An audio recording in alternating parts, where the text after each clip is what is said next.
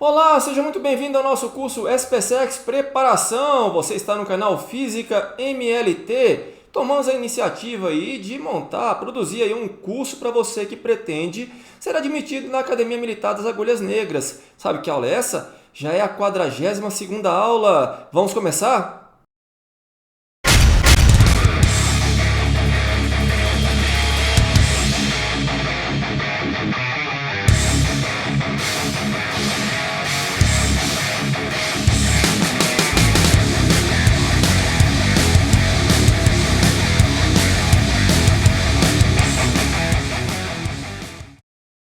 Para essa aula, nós vamos começar aí o estudo da termodinâmica. Vamos tratar aí da questão do trabalho realizado por um gás ou trabalho realizado sobre o gás.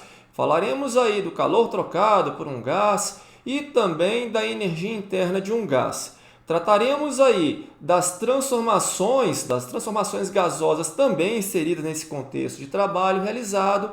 Falaremos aí das transformações cíclicas e, por último, a primeira lei da termodinâmica.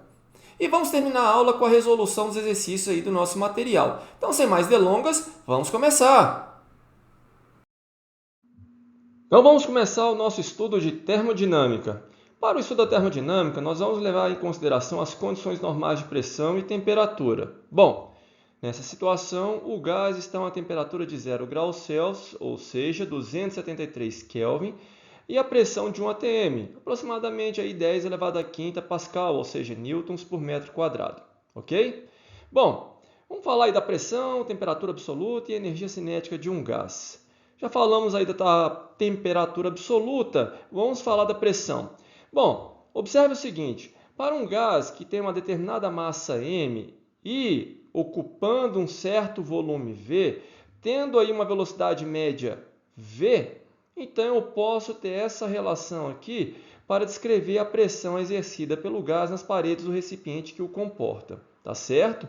E também, se eu somar a energia cinética de todas as moléculas, todas as partículas aí que compõem o gás, eu vou ter o seguinte resultado: 3 meios de N vezes R vezes T, em que N é o número de mols, tá certo? E T é a temperatura aí do gás. Ok? Claro, R aqui, a constante universal dos gases ideais.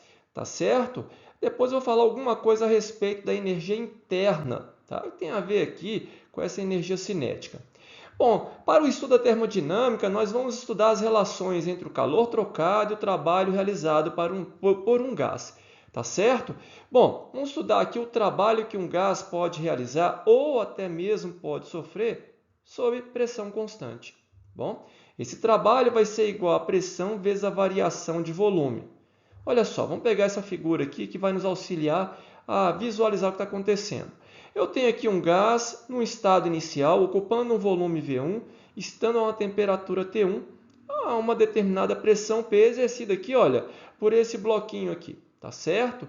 Esse gás, então, ele expande, no nosso exemplo, tá certo? Ele expande, realizando o trabalho. Observe que ele levantou um pouquinho esse bloquinho, não é verdade? Sob pressão constante. Tá certo? Agora ele tem um certo volume V2 e uma temperatura T2. Transformação isobárica, não é verdade? Volume e temperatura são diretamente proporcionais. Tá certo? Vamos ver aqui outras situações em que o gás também realiza ou também sofre trabalho. Então, olha só. Como eu comentei no nosso exemplo, ocorreu uma expansão isobárica do gás, então ΔV é positivo. Tá certo? O sistema aí, ele realiza trabalho, tá certo? O gás aí, ele realizou trabalho. Agora, pode ocorrer aí uma contração, alguém pode estar contraindo o gás, então ele recebe trabalho do meio externo. Nesse caso aí, o ΔV é negativo, então trabalho realizado negativo, ok? Isso falando aqui de uma expansão e de uma contração isobárica, ok? Bom, agora, claro, se eu tenho uma transformação isocórica, onde não ocorre variação de volume, o gás, né, o nosso sistema, ele não realiza trabalho, o trabalho é nulo. Ok? Olha, pegando aí o diagrama da pressão versus o volume. Então, está aí esse diagrama para exemplificar o que está acontecendo. Repare o seguinte, nesse caso aqui não é uma transformação isobárica, repare que houve variação na pressão. De qualquer forma, para saber qual foi o trabalho realizado pelo gás, caso aqui, olha, seja uma expansão, e claro, se fosse uma contração, não seria diferente. O trabalho ele vai ser medido pela área dessa figura, olha, delimitada pela própria curva e pelos dois volumes, V1 e V2. Tá certo? Então, olha, se eu não tenho uma transformação isobárica, uma transformação geral, de fato eu tenho que apelar aí para a área delimitada de acordo com a figura que vocês podem observar. Por exemplo, olha só, uma transformação isotérmica. Vamos pegar aí o gráfico de uma transformação isotérmica. Repare o seguinte, você tem aqui o gás no estado 1, evoluindo aqui para o estado 2. Repare que aqui, olha, você não tem uma reta, nada que possa te auxiliar no cálculo dessa área, para você obter qual foi o trabalho realizado pelo gás. Claro, se fosse aqui uma expansão. Se fosse uma contração, sem problema também seria a área, só que o trabalho seria negativo. Olha, eu sou gente boa, já forneci aqui para vocês qual foi o trabalho realizado pelo gás. Tá certo? Não é muito trivial calcular essa área, você tem que apelar aqui para o cálculo integral. Então está aqui o resultado já. Aqui você já sabe que N é o número de mols, R é a constante universal dos gases ideais e T é a temperatura. Lembrando, temperatura absoluta, ok? Vezes o log natural, olha, da razão do volume V2 sobre o volume V1, ou seja, o volume no estado 2 e o volume no estado 1. Lembrando aqui que esse logaritmo natural é o logaritmo na base neperiana, tá certo? Esse Azinho aqui, 2,7183, tá certo? Vamos pegar só os 4 números após a vírgula. Então, aqui você tem o logaritmo natural ou logaritmo neperiano, ok? E se fosse uma transformação adiabática, também existe aí variação no volume. Então está aí o gráfico, nós estudamos isso nas transformações gasosas, então você já deve estar familiarizado com o gráfico. Então está aí, olha, saindo da pressão P1 também aqui, olha, uma curva que não é trivial, né, de calcular aqui essa área delimitada aqui por essa figura, não é verdade? Lembrando aqui que a isoterma mais afastada da origem tem a temperatura maior, então T2 maior que T1. Nesse caso, o trabalho já vai ser dado por essa relação, tá certo? Então tá aqui, já está calculada a área, você não precisa se preocupar. Olha, não é muito comum a SpaceX cobrar esse tipo de cálculo, tá certo? Não é muito comum. Quem cobra esse tipo de cálculo geralmente são os institutos militares de engenharia, ou às vezes até a EFON, tá? Mas vai que. Então você já pode memorizar essas duas expressões. Aqui você já pode observar o coeficiente, né, o expoente de Poisson, que nós estudamos também na ocasião das transformações gasosas. Não sei se vocês estão lembrados, mas está aí a lembrança para vocês. Transformação cíclica. Muitas vezes o gás ele pode sofrer uma transformação cíclica. O que significa isso? Significa que ele sai de um estado e retorna ao mesmo estado. Nesse caso, se ele volta ao mesmo estado, ele volta à mesma temperatura. Tá certo? Então vamos lá. Nesse caso aqui, em que eu tenho o gás saindo do estado 1 e retornando ao estado 1, mas efetuando um ciclo no sentido, repare aqui, olha, horário, o trabalho ele é positivo. E quem é o trabalho? É essa área aqui delimitada pelo ciclo. Bom, você teria que fazer o seguinte, você teria que calcular o trabalho para ele sair do estado 1 e chegar até esse estado intermediário, por exemplo, que seria toda a área abaixo da curva delimitada pelo estado 1 e por esse estado intermediário, não é verdade? Depois você teria que calcular o trabalho realizado voltando por esse caminho aqui embaixo.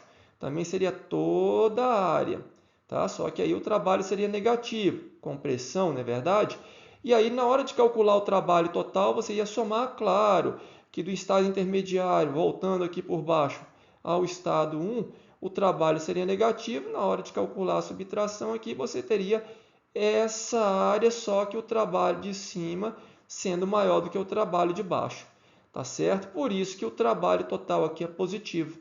Ok? Então você já pode memorizar, olha, um trabalho cíclico no sentido horário positivo, tá certo?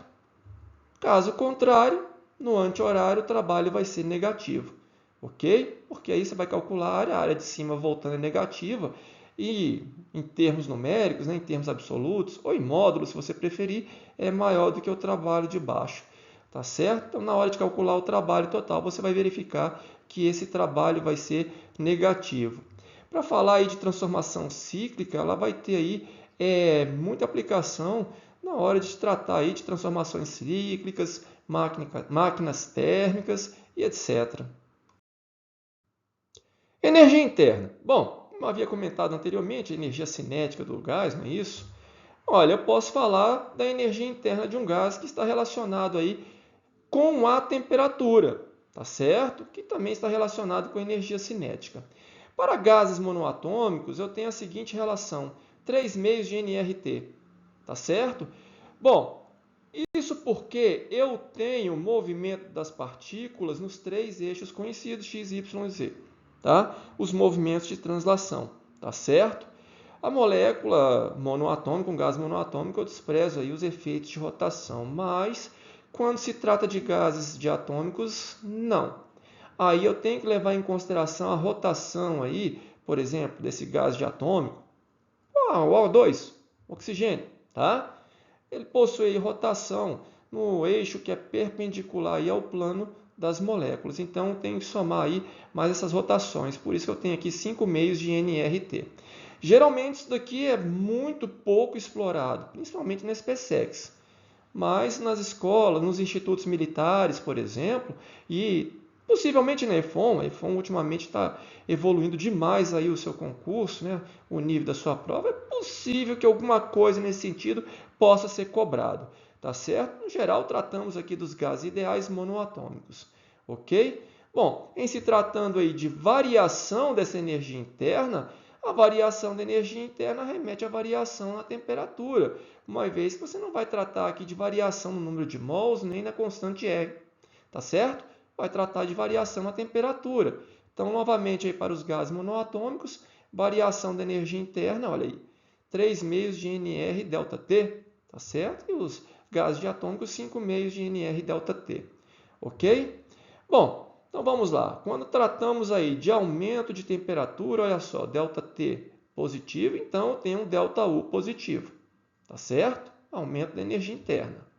Diminuição da temperatura, ΔT negativo aqui, olha. Então ΔU também é negativo, tá certo? Agora, claro, a transformação isotérmica, por exemplo, em que não ocorre variação de temperatura, e até mesmo a transformação cíclica, que você volta à mesma temperatura, ΔT igual a zero, então não tem variação na energia interna, ok? Então vale a pena você memorizar esses dados aí, porque eles serão de muita utilidade na hora de resolver os exercícios. Primeira lei da termodinâmica. Bom, na verdade, em se tratando aí da primeira lei, ela é simplesmente uma questão de balanço energético. Olha só, variação da energia interna de um gás, ela está relacionada com o calor trocado menos o trabalho que o gás realiza. Tá certo? Olha só. Então, como eu falei, o que é o calor trocado, né? Então, se o gás ele recebe o calor, esse calor trocado é positivo. Caso contrário, se o calor trocado é negativo, é porque o gás cedeu o calor, ok? Olha só o que acontece numa transformação adiabática, não tem calor trocado, não é verdade? Então, todo ΔU vai ser igual ao trabalho realizado com sinal trocado, ok? Então, vale a pena também você memorizar essas relações aí, olha, calor positivo, gás recebe calor, calor negativo, gás cede calor, calor igual a zero, transformação adiabática. Também, você vai observar que essas relações serão de muita utilidade na hora de resolver os exercícios. E por falar em exercício, vamos lá, vamos começar a trabalhar. Pegue aí o nosso material, página 37, exercício de número 22. Espero que você tenha lido o enunciado com bastante atenção. Então vamos lá, vamos para a solução desse exercício. Olha só, o trabalho realizado aí pelo gás ou sobre o gás para uma transformação isobárica P vezes ΔV, tá certo? Pegando os dados que foram fornecidos no enunciado, tá aí, nós temos a pressão e temos o ΔV Repare que o ΔV é negativo. Por quê? Contração, tá certo? Então, enquanto o trabalho que foi realizado sobre o gás recebeu esse trabalho, menos 8 vezes 10 a menos 2 joules. Ok? Bom, também, olha, temos o calor que foi dado no enunciado, né, o calor trocado, menos 1,8 vezes 10 elevado à terceira joules. Para a variação da energia interna, então, olha aí, o calor trocado menos o trabalho realizado, tá certo? Substituindo, então, o que nós já encontramos lá em cima, não é isso? Olha, menos 8 vezes 10 a menos 2. Só que aqui, olha, eu tenho 10 à terceira. Ou eu escrevo aqui como sendo com a potência de 10 ao quadrado, 18 vezes 10 ao quadrado, tá certo? E aí eu posso calcular com esse. Ou eu escrevo isso daqui em termos de potência de 10 a menos 3. Por isso eu escrevi aqui 0,8. Eu mexi nessa potência, olha. 0,8 vezes 10 a menos 3. Até coloquei o 10 a menos 3 em evidência. Tá certo? Repare que aqui o trabalho é negativo porque o gás ele recebe trabalho e eu já tenho menos da própria fórmula. Por isso que aqui ficou mais. Então, efetuando os cálculos, eu encontro aí a variação da energia interna do gás, o que me dá como alternativa correta letra D. Ok? Vamos aí para a próxima questão também nessa página, questão de número 23.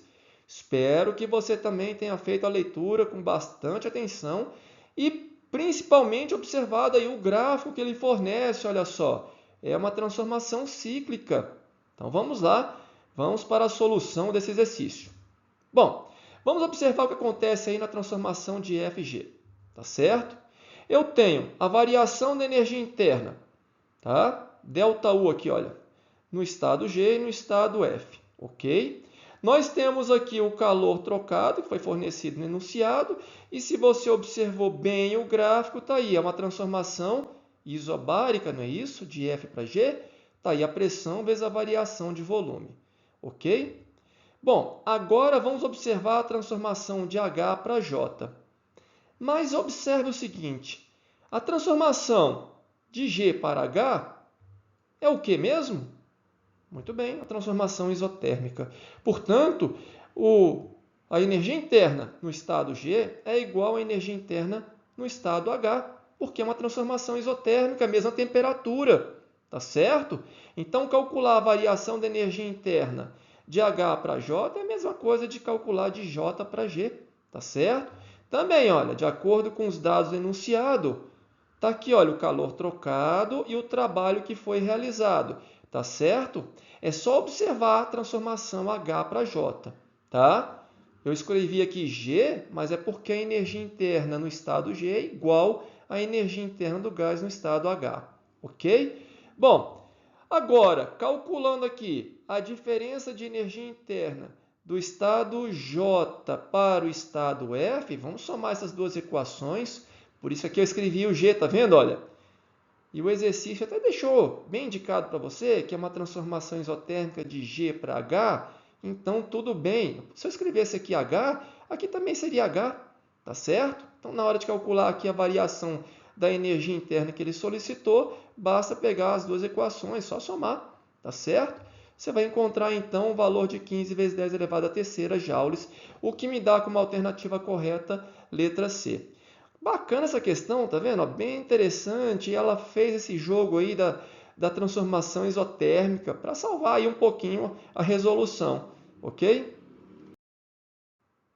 Então vamos lá para o nosso último exercício de hoje, do nosso material aí, a página 38, exercício de número 24. Espero que você tenha lido aí com bastante atenção a questão e observado aí as figuras que ele forneceu no enunciado. Então vamos lá, vamos resolver essa questão. Olha só, previamente vamos tratar aí da transformação que ocorre com o gás B, tá certo? A pressão que o gás B exerce no êmbolo. Então vamos lá. Então eu tenho aqui a transformação geral desse gás. Sua pressão inicial, volume inicial e sua temperatura inicial. Então eu tenho aqui a pressão final, o volume final. Se você prestou atenção aí no enunciado, você vai saber por que eu tenho esse valor aqui, olha, para o volume final, não é verdade? E a temperatura final. Encontrei, então, a pressão final, ou seja, a pressão do estado 2 do gás B, tá certo? Valendo 1,45 vezes a pressão do gás B no estado 1, ok? Agora vamos tratar aqui da transformação do gás A. Então vamos lá. Também, olha, tratando aqui da transformação geral, eu tenho essa expressão aqui. Se você está lembrado, PV sobre T inicial é igual a PV sobre T final, ok? Bom, mas vamos observar o seguinte, o que acontece no início? No início, o gás A e o gás B eles possuem a mesma pressão e o mesmo volume e também, ó, mesma temperatura, tá certo? Observou isso, né, no êmbolo, aonde o êmbolo está inicialmente? Me dá tudo isso daqui, olha. E agora? Bom, a pressão final do gás 2, pressão final do gás A, né, que eu estou chamando de 2, não é isso? Vai ser a pressão exercida pelo gás B, coisa que você já tem, olha, lá no comecinho, não é verdade? Está aqui, olha, que é 1,45 vezes a pressão inicial do gás B, que é a pressão inicial do gás A, tá certo? E o volume final do gás A, de acordo com o que você deve ter lido lá no enunciado, olha só quanto é que vale. Porque se o gás B cresceu isso, o gás A vai diminuir isso, tá certo? Bom, agora é só substituir na equação geral aqui, olha, na transformação geral do gás A, ok? Então, você vai encontrar a temperatura aqui final do gás A valendo 348 Kelvin, ou seja, 75 graus Celsius, tá certo? O que me dá como alternativa correta a letra D. Essa é uma questão bem legal, bem interessante e que não chegou a cobrar aí variação de energia interna, não chegou a cobrar aí trabalho, mas vale a pena você observar o que está acontecendo com os dois gases.